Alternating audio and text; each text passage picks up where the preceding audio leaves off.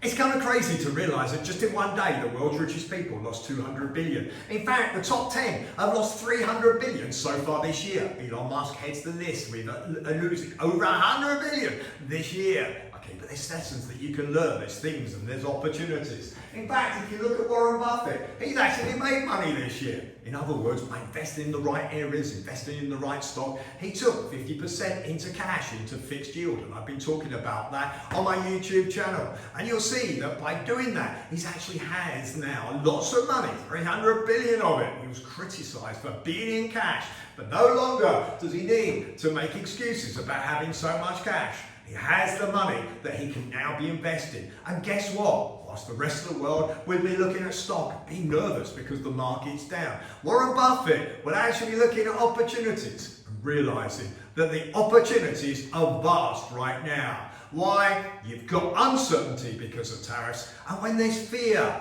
okay, be brave. In other words, you've got to be the opposite of what people are. When there's fear, actually, that's when you invest. And right now, there is opportunity. You see the stock are down, and you see companies like Nvidia, Amazon, they're down over 20%. Okay, we talk about tariffs, and the headline numbers are super big. But remember, the tariffs are only on the base goods.